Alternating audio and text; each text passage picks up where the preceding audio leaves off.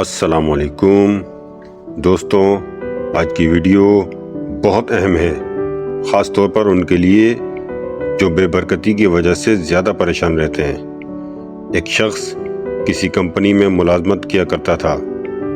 اس کی آج کے زمانے کے حساب سے 40,000 روپے تنخواہ تھی، مگر بہت پریشان رہتا تھا۔ تنخواہ اس کو بہت کم پڑتی تھی۔ گھر میں پیسے کی تنگی کی وجہ سے اکثر جھگڑے رہتے تھے۔ وہ ایک دن اپنے مرشد کے پاس جاتا ہے، سارا ماجرا بتاتا ہے۔ مرشد اس کی ساری باتیں سن کر اس کو کہتے ہیں، میرے مشورے پر عمل کرو گے؟ وہ یکدم پرجوش انداز میں کہتا ہے، حضرت کیوں نہیں، آپ کی بات نہ مانوں گا تو کس کی مانوں گا؟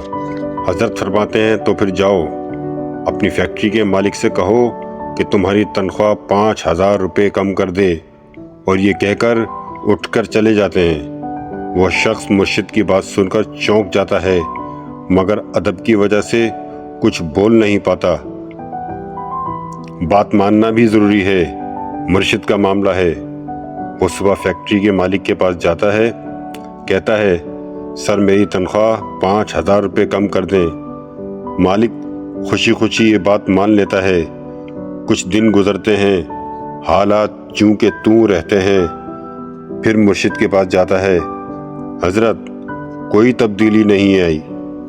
حضرت فرماتے ہیں، تو پھر صبح اپنی فیکٹری جانا اور کہنا 5,000 مزید کم کر دے۔ وہ شخص ویسا ہی کرتا ہے۔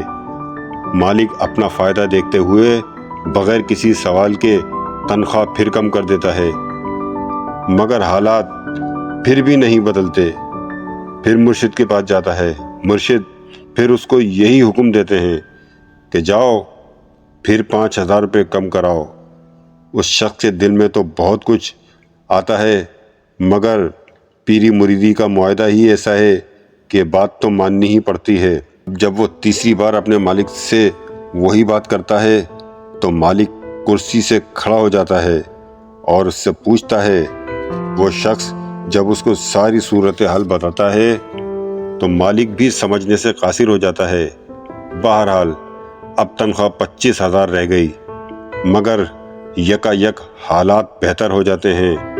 گھر میں خوشحالی آ جاتی ہے، زندگی میں سکون آ جاتا ہے، مگر ایک سوچ میں پڑ جاتا ہے کہ جو کام 40,000 میں پورا نہیں ہوتا تھا وہ 25,000 میں کیسے ہونے لگا۔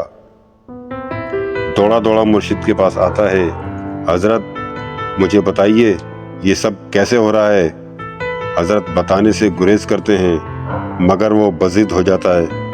تو پھر حضرت فرماتے ہیں کہ سن، تیری تنخواہ 40,000 تھی، مگر تو کام ہی 25,000 کا کرتا تھا، تو بھلا برکت کیسے ہوتی؟ تو پیغام اس میں یہ ہے کہ ہم ہمیشہ ایک ہی طرف سوچتے ہیں کہ پیسے کم ہیں۔ اگر ہم دوسری طرف بھی سوچنے لگیں کہ کہیں ہم اپنے کام سے بے ایمانی تو نہیں کر رہے، 1 گھنٹے کا کام 2 گھنٹے میں تو نہیں کر رہے، یا بے جا ادھر ادھر بیٹھ کے ٹائم پاس تو نہیں کر رہے، تو شاید ہمارے آدھے سے زیادہ مسئلے ویسے ہی حل ہو جائیں۔ جزاک اللہ خیر۔ دوستوں، آج تو لائک اور سبسکرائب تو بنتا ہی بنتا ہے۔